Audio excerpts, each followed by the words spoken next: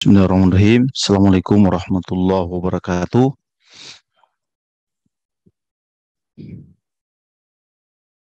Alhamdulillah.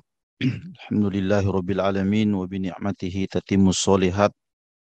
Asyhadu an la ilaha illallah wahdahu la syarikalah wa asyhadu anna Muhammadan abduhu wa rasuluhu la nabiyya ba'dahu. Bapak-bapak dan ibu sekalian, pertama-tama kita bersyukur bahwa pada pagi hari ini kita semua sehat dan bisa hadir di syuhada untuk subuh berjamaah. Mudah-mudahan kehadiran kita semua di tempat ini menjadi awal kebaikan kita di pagi hari ini dan selanjutnya menjadi amal soleh yang menjadi pemberat kebaikan kita semua di mata Allah Subhanahu wa taala.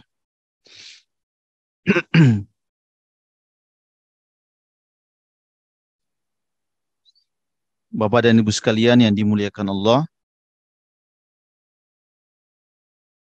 saya akan memulai kuliah subuh pada kesempatan ini dengan mengutip salah satu penggalan dari firman Allah Subhanahu wa taala dalam surat Al-Lail ya, 6 dan 7. Allah berfirman, wa saddaqa bil husna fasanuyassiruhu lil yusra. Ada orang-orang yang membenarkan kebaikan ya. Karena dia membenarkan kebaikan, maka kami akan mudahkan orang itu melakukan kesolehan-kesolehan. Ya. Ada orang, ada umat ya, yang dia itu membenarkan pahala, membenarkan ada kebaikan setelah amal itu. Karena itu orang-orang seperti ini, ada orang-orang yang kami entengkan, menggampangkan dirinya melakukan kebaikan-kebaikan. Ya.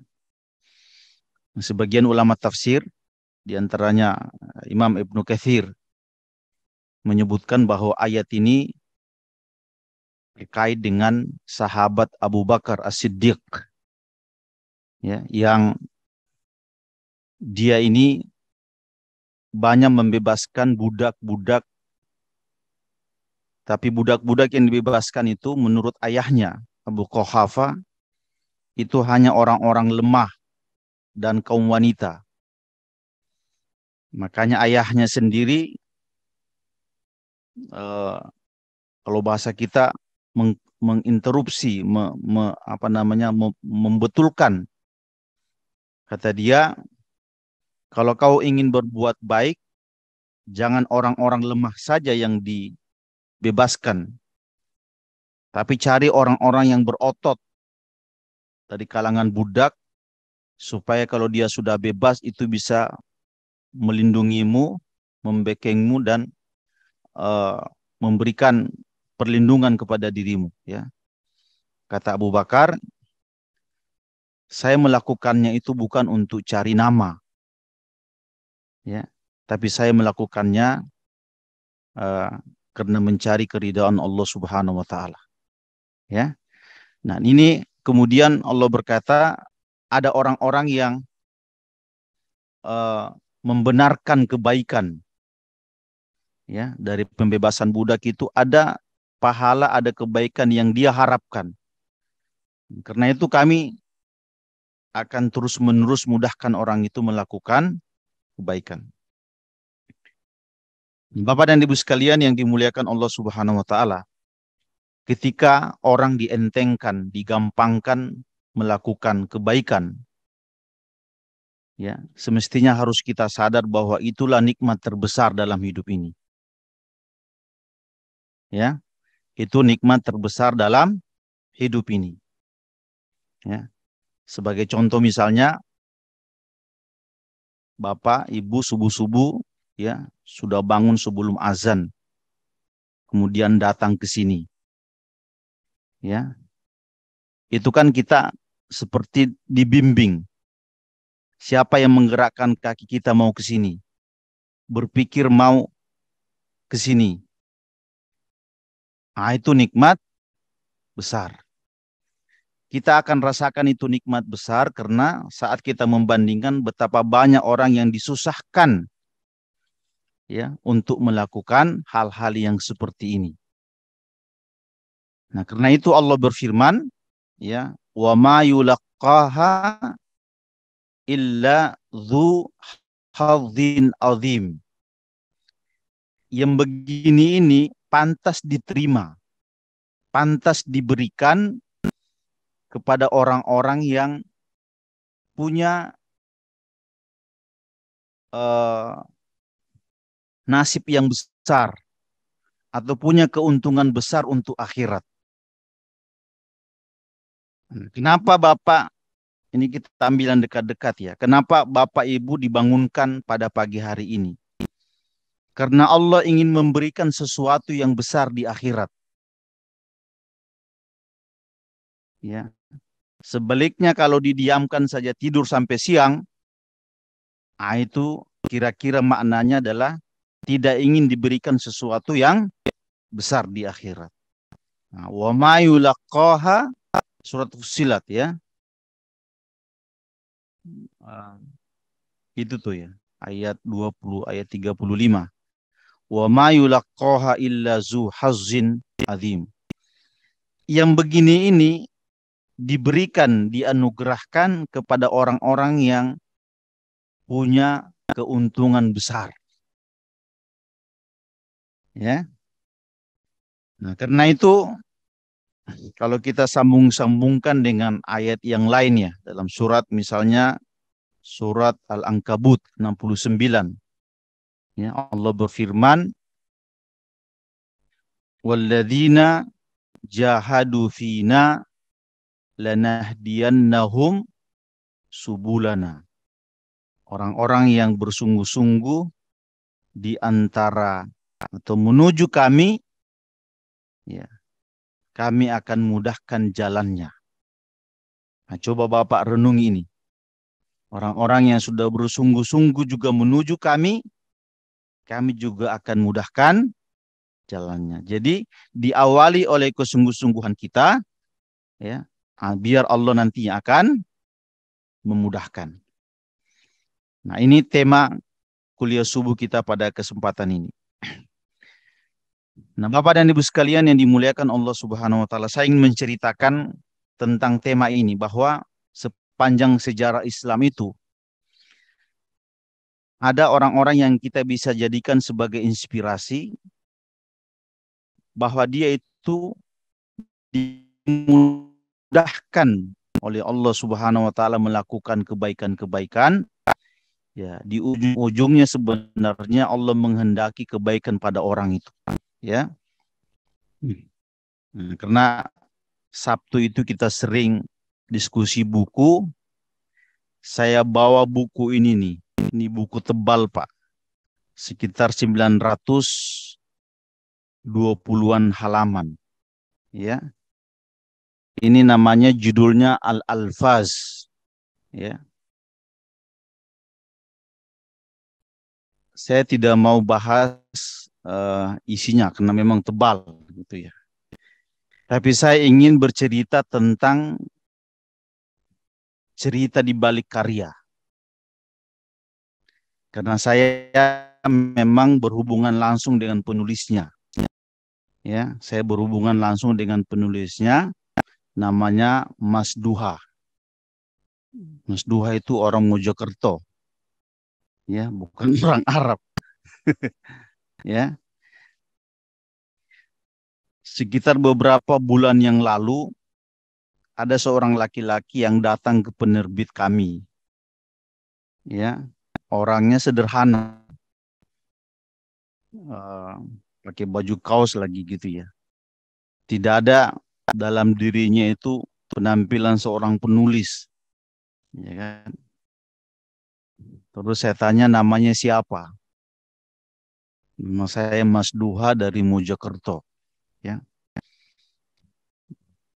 singkat cerita, dia bilang saya membawa naskah tentang al-alfaz. Ya. Al-alfaz itu adalah artinya lafaz-lafaz di dalam Al-Qur'an. Ya. Bagaimana asal usulnya, bagaimana kosakatanya, bagaimana maknanya, bagaimana tafsirannya. Itu disebutkan satu persatu seperti kamus Al-Qur'an, kamus kata-kata Al-Qur'an. Ya. Saya lihat masih berbentuk apa ya? Dulu kan masih berbentuk printan. Dia bilang buku ini saya keliling kemana-mana, termasuk dia bilang saya sudah perlihatkan kepada Pak Quraisy Shihab. Kata Pak Quraisy Shihab katanya buku ini bagus, walaupun ada beberapa hal yang harus diperbaiki. Ya. Uh, Waktu itu dia naik kereta api, ya, naik kereta api, karena mungkin tidak punya uang yang banyak untuk naik mobil pribadi, dia naik kereta api, ya, ke Jakarta pun numpang sama temannya di daerah Ciputat, ya. Dia di sana tanya-tanya, dia seorang, bahasa kita itu, buku ini diselesaikan selama 10 tahun lamanya. Dan pekerjaan sampingan adalah menjadi kuli bangunan. Ya, jadi kuli bangunan. Waktu-waktu sendang itu, karena dia memang ada background di pesantren dan pernah kuliah memang. Ya, dia punya background untuk menyusun buku ini. Nah, naskah itu kami terima. Kami terima dan lama tidak digarap karena biasanya buku-buku yang tebal kayak gini agak-agak malas ininya, diprosesnya cepat, ya. Tapi dia tetap diproses, ya, karena buku begini untuk menyatukan kata Arab dengan Indonesia itu kan butuh waktu, Pak. Apalagi bagian setting kan tidak seperti Indonesia semua, itu agak-agak repot, ya. Pengerjaannya pun waktu berbulan-bulan, ya. Singkat cerita, ketika buku ini sudah terbit, ya, dan bahkan kami juga usahakan ada kata pengantar dari Pak Bakhtiar Nasir, ya, dari AKL, ya kan, supaya buku itu bisa diterima dan dikasih bobot lah. Biasanya kan ada endorsement dan kata pengantar, ya. Setelah selesai bukunya terbit dan kami sudah ingin menghubungi Pak Mas Duha ini, ya, ternyata orangnya sudah meninggal dunia, ya, sudah meninggal dunia. Jadi bukunya terbit ini tidak sempat dia lihat, ya. Kemarin ada teman-teman dari penerbit coba cerita-cerita seperti ini diangkat untuk mengangkat buku ini, ya. Betul, cerita teman kemarin sampai uh, sekaligus bawa royalti, ya, bawa royalti ke Mojokerto, hak-hak dia, di foto kuburannya, di foto buku-bukunya dia, ya. Dan alhamdulillah buku ini dicetak banyak tapi sudah habis dan sudah banyak, ya. Orangnya sudah meninggal tapi uh, biar ilmu ini menjadi amal jariah dia. Orangnya sederhana, ya.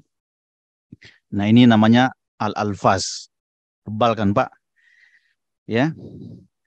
Jadi sebagian orang kalau menulis buku, kalau mau cari lafaz kata Al-Qur'an itu sebagian referensinya adalah buku ini, ya. Karena memang sebagian ulama bahasa berkata salah satu keajaiban Al-Qur'an itu adalah dia punya keajaiban bukan dari sisi dalam makna saja, tapi dalam lafaz pun ada keajaiban. Ya, kalau makna kan sering kita temukan keajaiban-keajaiban makna di dalam, tapi keajaiban dalam lafaz. Saya kasih contoh misalnya, ya. Uh, di dalam surat Al-Kahfi itu, ya. Dalam surat Al-Kahfi, ya. Ketika Musa jalan sama Khidir, ya kan, Pak?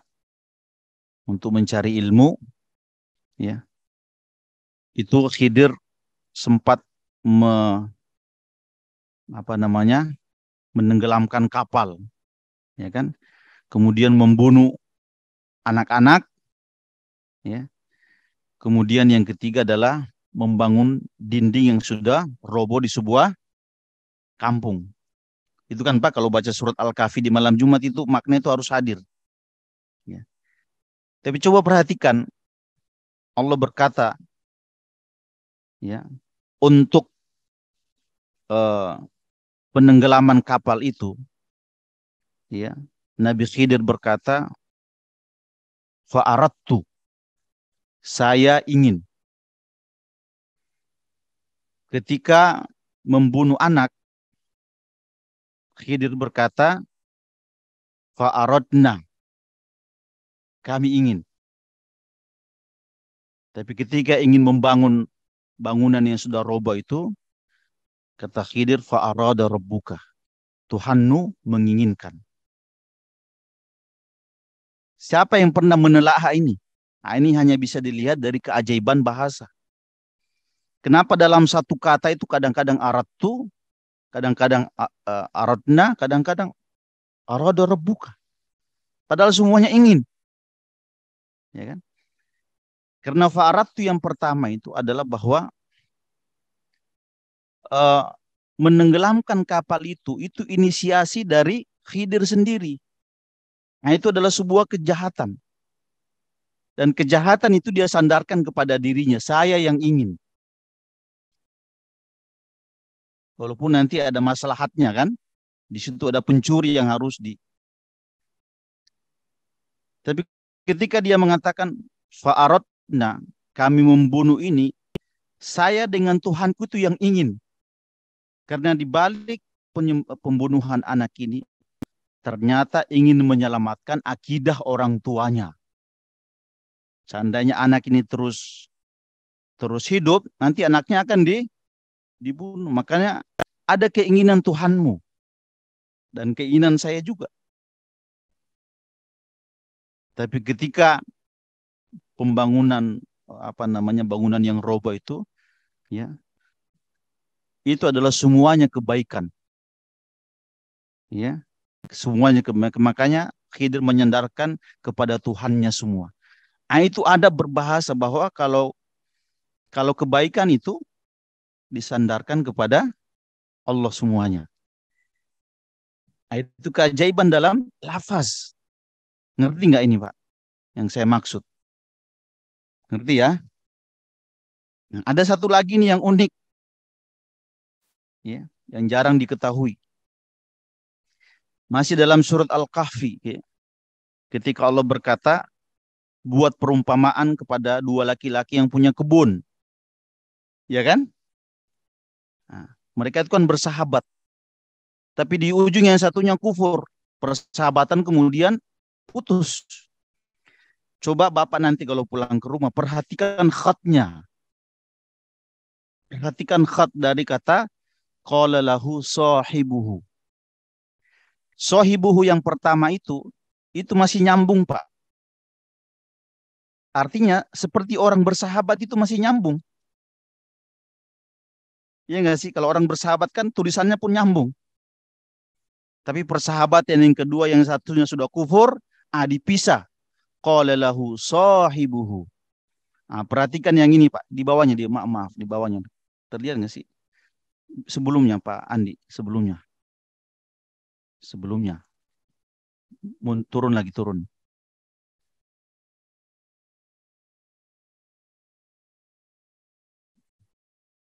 Dari wadribul lahum mathalan ashabal jannati, di atasnya. Enggak, agak ke atas. Dari wadribul lahum mathalan, terus. Nah, ini ya, ini. Nah, ini. Ke bawah lagi, Pak. Ke bawah lagi. Ke bawah lagi. Nah, ini nih ya. Bapak perhatikan, wa kana lahu thamarun faqala li sahibihi. Lihat enggak, Pak? Berkata kepadanya, ya, berkata kepada sahabatnya. Dia berkata sahabatnya saat itu masih teman akrab. masih masih bersahabat mereka. Dia makanya dia diajak, dia berbangga-bangga saya ini punya harta yang banyak, ya kan? Masih bersahabat. Tapi di ujung jalan sahabatnya yang dapat harta banyak ini kufur kepada Allah. Ya, coba perhatikan kata sahabat yang kedua. Ya. Nah ini nih.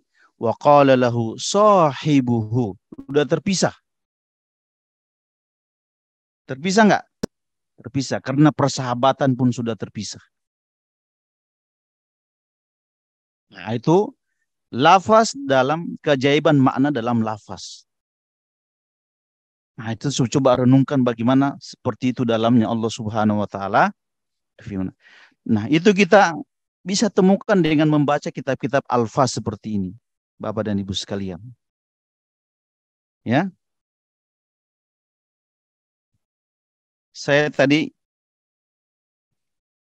eh, mau kasih contoh aja bagaimana beliau membahas satu kata ya. Ini di halaman 20 ya. Beliau membahas tentang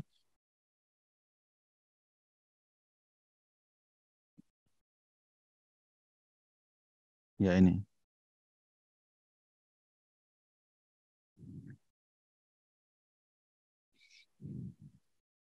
kata atrab. Ya. Pernah dengar kata atrab dalam Al-Quran, Pak? Sering ya. Atrab itu artinya adalah bidadari yang sebaya.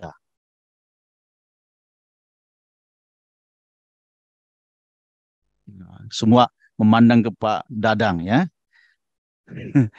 Ya. Atrab itu ya dalam Al-Quran uruban atroba. Uruban atroba. Kalau kita baca Quran akan lewat lafaz ini.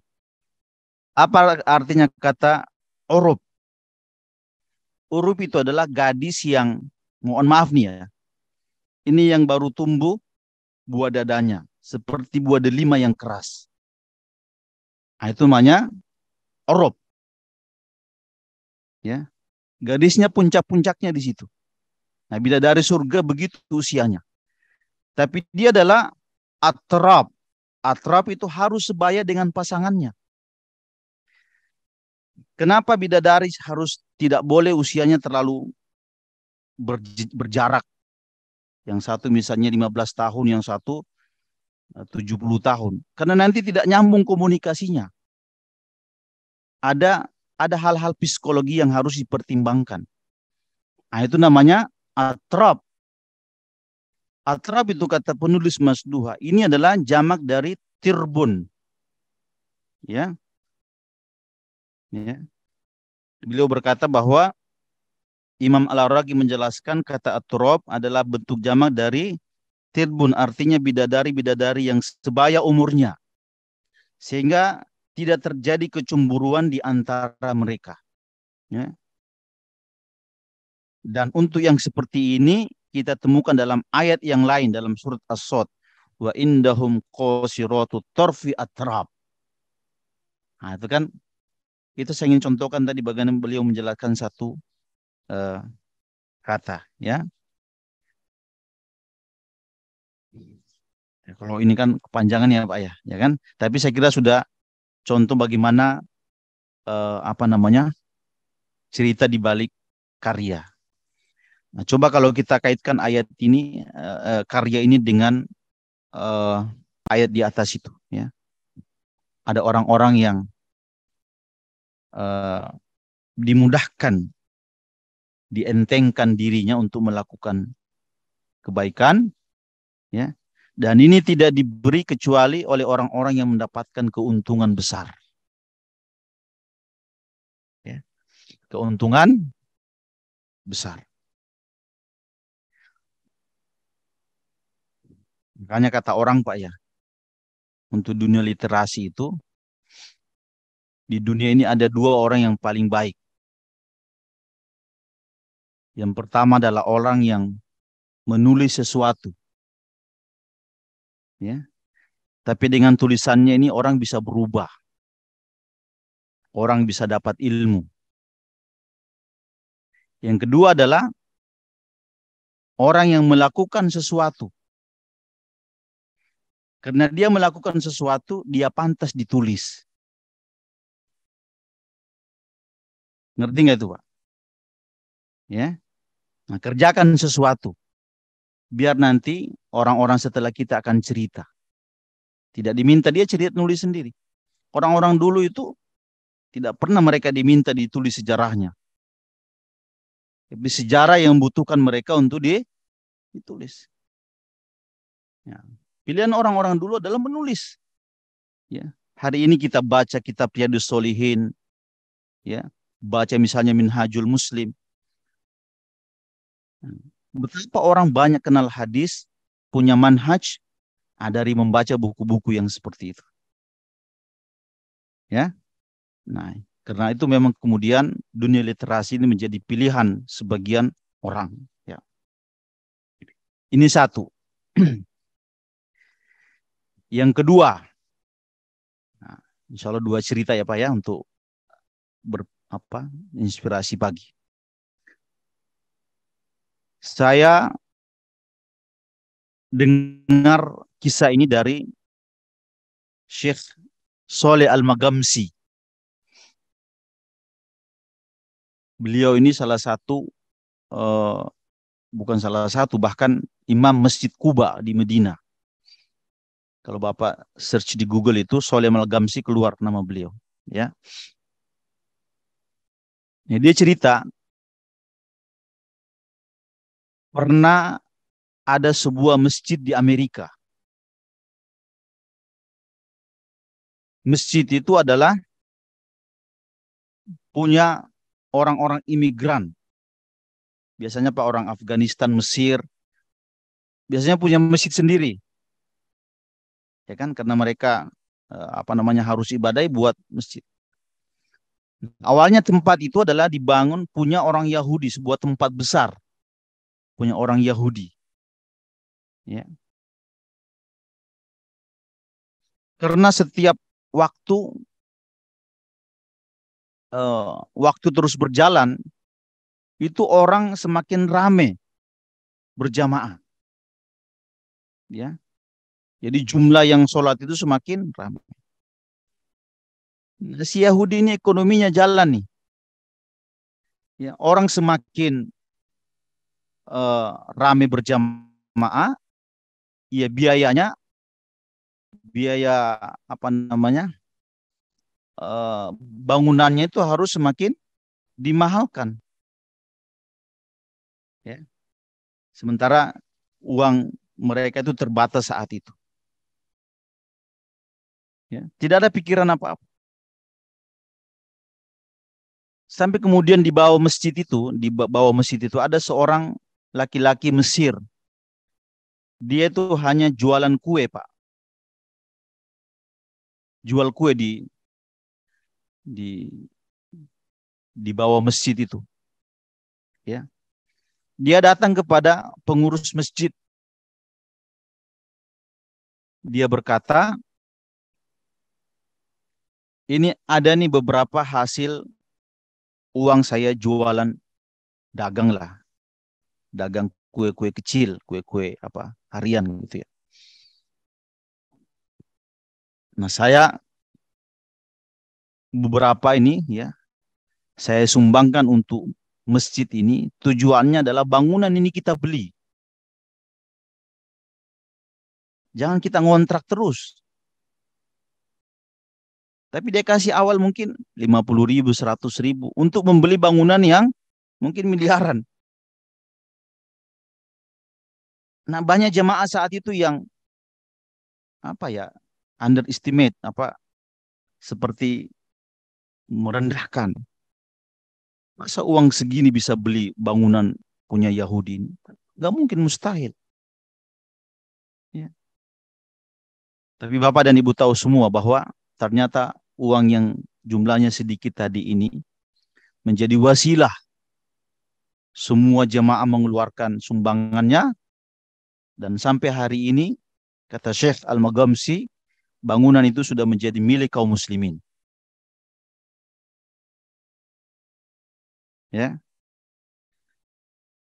Pada tahun yang sama, si penjual kue dari laki-laki Mesir tadi itu naik haji, ya. Dan pada musim haji itu pun dia juga menemukan ajalnya. Nah, sudah meninggal juga, ya. Nah, ini yang kita maksud tadi adalah uh, ada orang-orang yang sederhana, tapi dientengkan melakukan kebaikan dan itu menjadi keuntungan besar dia. Ya, tentu tidak lengkap Kak, kalau saya tidak menceritakan satu riwayat dari Nabi sebagai penutup, boleh ya Pak ya? Hadis ini kita bisa temukan dalam Riyadus Solihin, gampang ya. Cerita sahabat Nabi sendiri yang bernama Ubay bin Ka'ab. Siapa Ubay bin Ka'ab? Ubay bin Ka'ab, kata Nabi, adalah ahli tafsir dari kalangan sahabat. Ya, karena itu, nah ini sejarah dia sedikit sebelum saya cerita itu. Ya, karena Nabi itu diturunkan surat Al-Bayyinah. Kata Allah, coba perlihatkan surat ini kepada sahabat namanya Ubay bin Ka'ab. Bayangin nih, kata Allah, cek surat ini, perlihatkan kepada Ubay bin Ka'ab. Nabi datang ke situ. Kata Nabi, wahai Ka'ab, ini saya barusan diturunkan Al-Bayyinah. Lam yakunil lazina kafaru min ahlil kitab dan seterusnya. Ubay bin Ka'ab itu kadang-kadang tidak fokus dengan ayatnya itu. Justru dia seperti dalam tulis tersanjung. Dia berkata begini, Allah menyebut nama saya di langit. Sammani Allah. Ya kan? Kata Nabi, iya, engkau disebut-sebut di langit. Habis itu dia menangis. Nah, ini Ubay bin Ka'ab. Tapi suatu waktu dia cerita begini. Di antara sesama kami para sahabat itu, atau kaum muslimin di masa Nabi itu, ada seorang laki-laki yang saya kenal rumahnya paling jauh dari masjid. Ada di antara kami. Seperti kita hari ini. Coba kita cek Pak. Siapa yang paling dekat rumahnya dengan masjid dan siapa yang paling jauh rumahnya dari masjid. Ya. Tidak mungkin sama semua jaraknya kan? Pasti ada yang jauh walaupun tidak terlalu jauh. Ada, coba cek, tanya. Kata Ubay bin Ka'ab, laki-laki ini, kata Ubay, itu jalan kaki supaya tidak luput sholat bersama Nabi. Dia jalan terus. Kata Ubay bin Ka'ab, saya kasihan sama dia. Ya. Karena itu saya tawarkan supaya mau dibelikan himar. Laushtaraita himaran tarkabuhu fi dhulma'i wa fi ramda. Kata Ubay. Ya. Wahai laki-laki, wahai fulan, kami belikan engkau keledai. Supaya dengan keledai ini kau bisa menembus panasnya siang, ya, dan gelapnya malam. Jauh kasihan kalau bolak-balik ke masjid. Tapi apa kata laki-laki ini, Bapak dan Ibu sekalian? Dia berkata, ma yasurruni anna manzili ila janibil masjid. Ya. Ini nih. Uridu an yuktabali ya, mamsyaya ilal masjid wa ruju'i ila ahli. Saya tidak usah dibelikan keledai. Saya hanya ingin jalannya saya dari rumah menuju masjid, kemudian balik lagi ke keluarga, biar jadi catatan amal saya. Yang mungkin orang lain tidak bisa dapat. Ya kan? Udah kena sahabat juga sudah Tidak bisa dipaksa orang tidak punya kendaraan, kan? Tapi itu pilihan. Ya, dilaporkan kepada Nabi Shallallahu Alaihi Wasallam. Jangan-jangan beliau punya uh, uh, apa namanya jalan keluar. Tapi di hadapan laki-laki dan sahabat itu Nabi justru berkata, "Qad jama'allahu laka dzalika kullahu." Semua apa yang kau inginkan itu kau akan dapatkan. Semua apa yang kau inginkan itu kau dapat pahala, semua langkah kaki kebaikan kau akan dikasih. Siapa yang memudahkan orang ini, Pak, dan bisa berpikir sejauh ini? Saya kira adalah anugerah. Anugerah orang-orang yang dimudahkan amalnya demi keuntungan besar.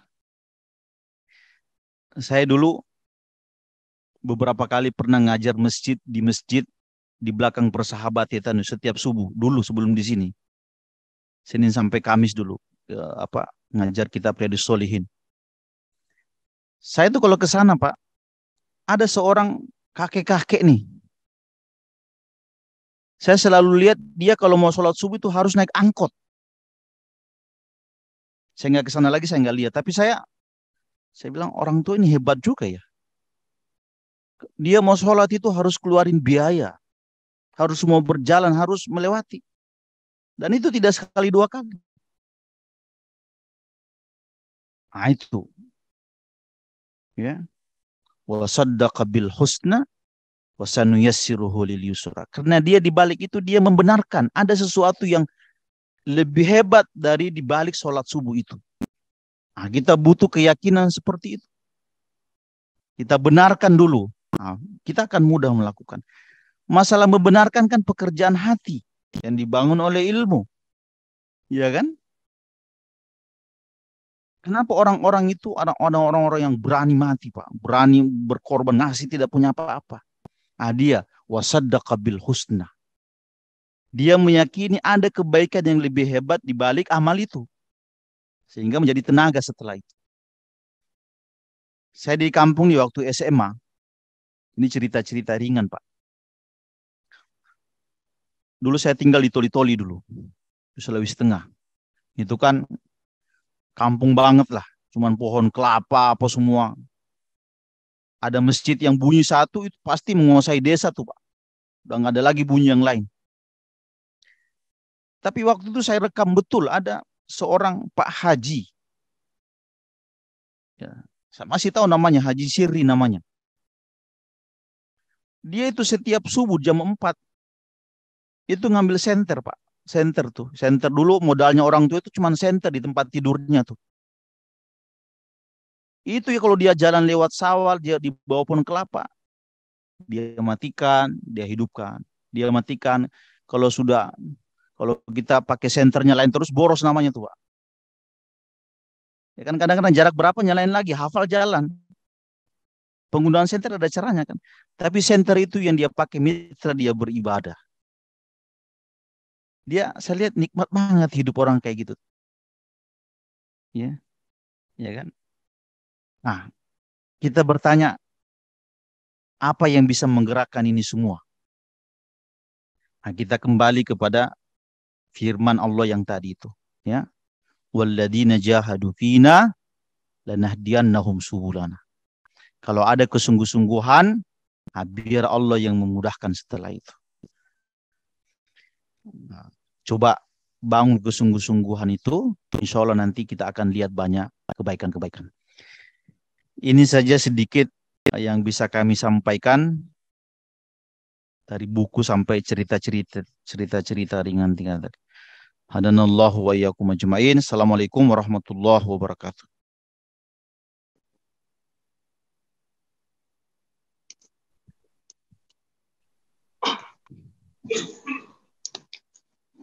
Jazakallah khairan kepada guru kita Bapak Ustaz Muhammad Yasir yang telah menyampaikan kepada kita banyak hal mengenai bagaimana Allah memberikan kemudahan kepada kita untuk mudah melakukan amal kebaikan. Di Di antara bapak-bapak yang hadir di sini atau yang hadir di rumah, jika ada pertanyaan kami persilahkan. Ada?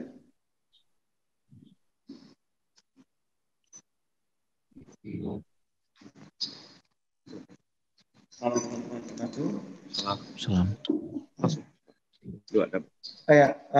Ini cukup menarik buat saya, apalagi dengan yang dalam keajaiban dari nafas ya.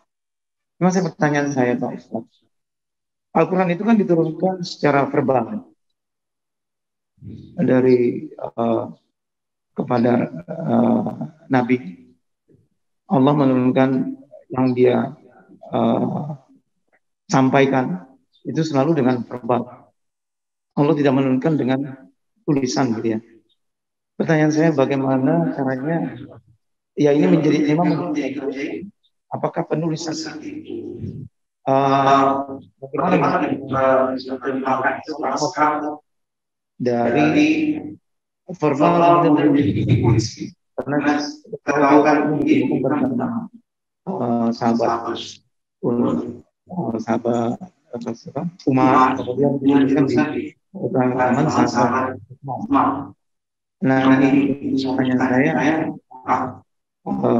bagaimana bisa tuliskan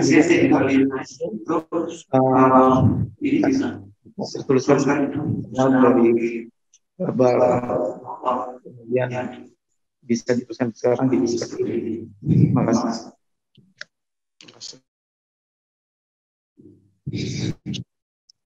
Ya, sejarahnya kan ada bab tersendiri tentang ini ya. Kapan-kapan kita bicara tentang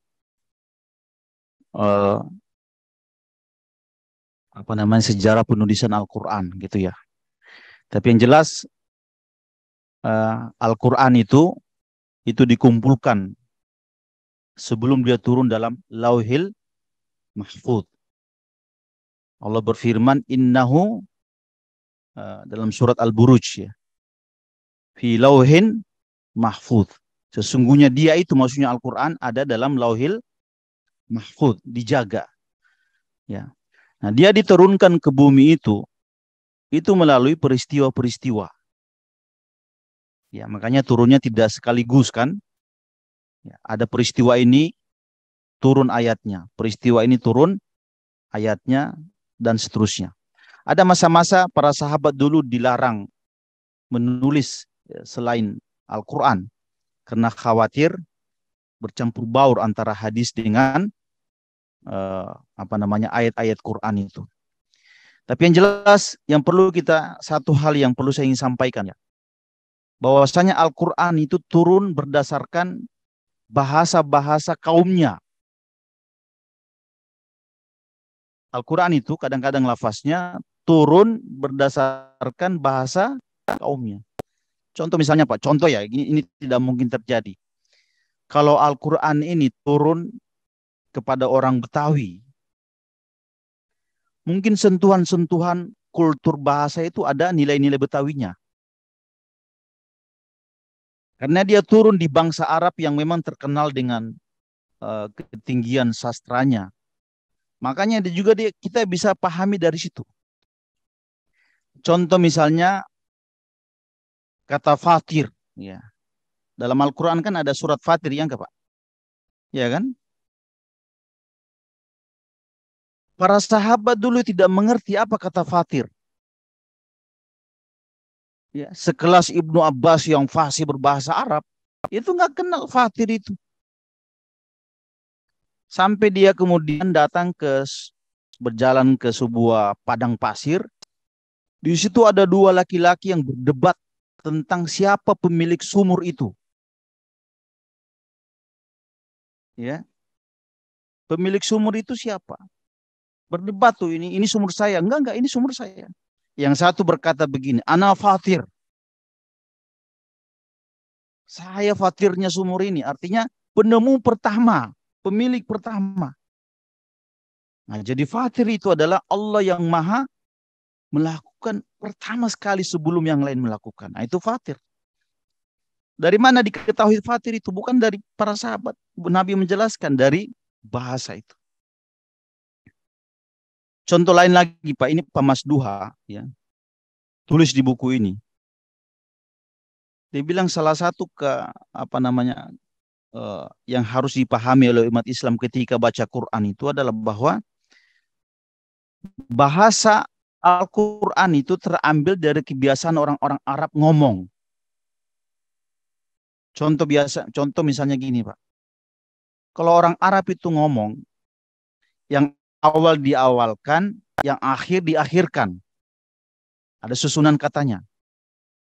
Tapi kadang-kadang dia di depan dijadikan di belakang.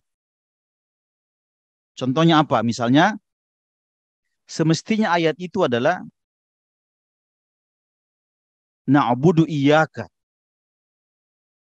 Kepadamu, kami menyembah hanya kepadamu. Itu kan standarnya kan? Tapi oleh Allah itu diganti. Iyyaka na'budu. Kenapa iyyaka di situ? Dikedepankan. Ahli takkid. Bahwa tidak ada sesembahan yang berhak diibadahi kecuali Allah yang pertama. Makanya dikedepankan. Makanya, dan itu populer di kalangan orang Arab. Mengedepankan dan mengakhirkan sesuatu. Dan kita jadi ngerti. Ya kan? Mas Duha lagi cerita nih, satu contoh Pak, keajaiban. Kan Bapak sudah buka nih tentang penulisan Al-Quran kan.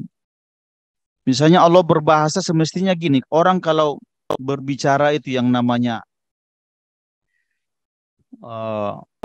misalnya kita sebutkan yang pantas kan Yaumul Qiyamah, ya kan, Yaumul Ahad, Yaumus Sabt.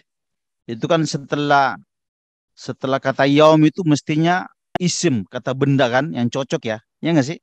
Yaumul Qiyamah, Yaumus Sa'ah. Tapi kadang-kadang Allah setelah yaum itu dikasih fi'il, kata kerja. Misalnya yaumi yub'atsun. Yub'atsun itu bukan isim tapi fi'il. Yang begini ini adalah salah satu dari keunikan Al-Quran. Mungkin kita tidak mengerti, tapi ini dari keunikan Al-Quran.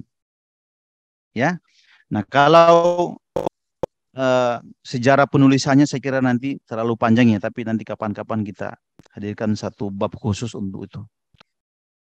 Hadanallahu wa iyyakum ajmain. Assalamualaikum warahmatullahi wabarakatuh. Jazakallahu khairan katsiran kepada guru kita Bapak Muhammad Yasir LC. Begitu juga kepada bapak-bapak, ibu yang hadir di masjid maupun yang ada di rumah. Kita tutup. Subhanakallahumma bihamdika asyhadu an la ilaha illa anta astaghfiruka wa atubu ilaik. Assalamualaikum warahmatullahi wabarakatuh.